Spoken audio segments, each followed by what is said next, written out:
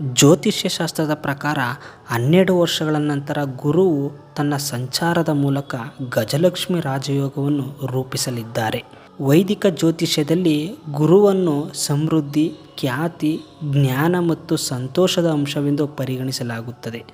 ಆದರೆ ಶುಕ್ರನನ್ನು ವೈಭವ, ಐಷಾರಾಮಿ, ಸಂಪತ್ತು, ಇಂದ್ರಿಯತೆ ಮತ್ತು ಐಷಾರಾಮಿ ಅಂಶವೆಂದು ಪರಿಗಣಿಸಲಾಗುತ್ತದೆ.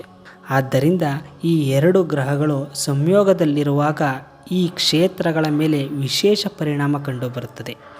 ಗುರು ಮತ್ತು ಶುಕ್ರರ ಸಂಯೋಗದಿಂದಾಗಿ ಜುಲೈನಲ್ಲಿ ಗಜಲಕ್ಷ್ಮಿ ರಾಜಯೋಗ ರೂಪುಗೊಳ್ಳಲಿದೆ. 12 ವರ್ಷಗಳ ನಂತರ ಮಿಥುನ ರಾಶಿಯಲ್ಲಿ ಗಜಲಕ್ಷ್ಮಿ ರಾಜಯೋಗ ರೂಪುಗೊಳ್ಳುತ್ತದೆ.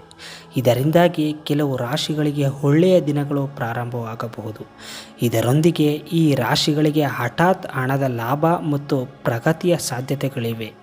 ಅದೇ ಸಮಯದಲ್ಲಿ ಹಣದ ಒಳಹರಿವಿನ ಹೊಸ ಮಾರ್ಗಗಳು ತೆರೆದುಕೊಳ್ಳುತ್ತವೆ. ಈ ಅದೃಷ್ಟ ರಾಶಿಗಳು ಯಾವುವು ಎಂಬುದನ್ನು ತಿಳಿದುಕೊಳ್ಳೋಣ. ಮೊದಲನೆಯ ರಾಶಿ ಸಿಂಹ ರಾಶಿ.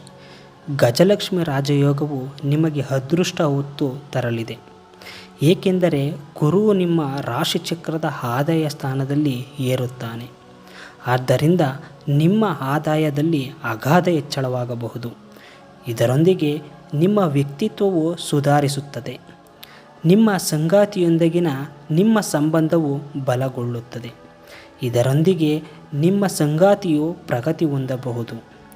ಈ ಸಮಯದಲ್ಲಿ ನೀವು ಹಳೆಯ ಹೂಡಿಕೆಗಳಿಂದ ಹಣವನ್ನು ಪಡೆಯಬಹುದು. ಅವಿವಾಹಿತರು ವಿವಾಹ ಪ್ರಸ್ತಾಪಗಳನ್ನು ಪಡೆಯಬಹುದು. ವ್ಯವಹಾರದ ದೃಷ್ಟಿಕೋನದಿಂದ ಇದು ಪ್ರಗತಿಯ ಸಮಯ. ನೀವು ಉದ್ಯೋಗದಲ್ಲಿ ಹೊಸ ಯೋಜನೆಗಳನ್ನು ಪಡೆಯುತ್ತೀರಿ ಮತ್ತು ಉದ್ಯಮಿಗಳು ಉತ್ತಮ ಲಾಭವನ್ನು ಪಡೆಯುತ್ತಾರೆ. ಎರಡನೆಯ ರಾಶಿ ತುಲಾ ರಾಶಿ. ಗಜಲಕ್ಷ್ಮಿ ರಾಜಯೋಗದ ರಚನೆಯೊಂದಿಗೆ ತುಲಾ ರಾಶಿ ಚಕ್ರದ ಜನರಿಗೆ ಒಳ್ಳೆಯ ದಿನಗಳು ಪ್ರಾರಂಭವಾಗಬಹುದು. ಏಕೆಂದರೆ ಈ ರಾಜಯೋಗವು ನಿಮ್ಮ ರಾಶಿ ಚಕ್ರದಿಂದ 9ನೇ ಮನೆಯಲ್ಲಿ ರೂಪುಗೊಳ್ಳಲಿದೆ. ಅದಕ್ಕಾಗಿಯೇ ಈ ಸಮಯದಲ್ಲಿ ಅದೃಷ್ಟವು ನಿಮ್ಮೊಂದಿಗೆ ಇರುತ್ತದೆ.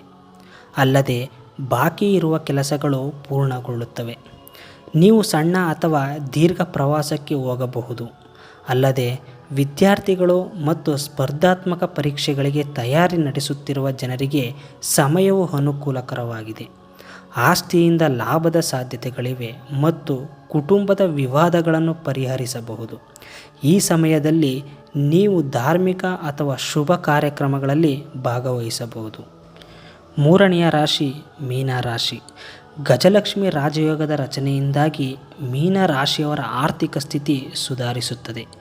ಏಕೆಂದರೆ ಈ ರಾಜಯೋಗವು ನಿಮ್ಮ ರಾಶಿ ಚಕ್ರದ 4ನೇ ಮನೆಯಲ್ಲಿ ರೂಪುಗೊಳ್ಳಲಿದೆ.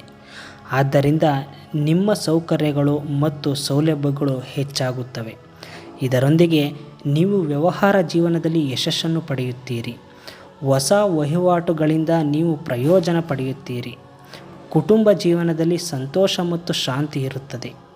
ಸಂಬಂಧಗಳು ಬಲಗೊಳ್ಳುತ್ತವೆ. ಈ ಸಮಯದಲ್ಲಿ ನೀವು ವಾಹನ ಅಥವಾ ಆಸ್ತಿಯನ್ನು ಖರೀದಿಸಲು ಮನಸ್ಸು ಮಾಡಬಹುದು. ಇದರೊಂದಿಗೆ ನಿಮ್ಮ ಅತ್ತೆ ಮತ್ತು ಮಾವಂದಿರೊಂದಿಗೆ ನಿಮ್ಮ ಸಂಬಂಧವು ಬಲಗೊಳ್ಳುತ್ತದೆ.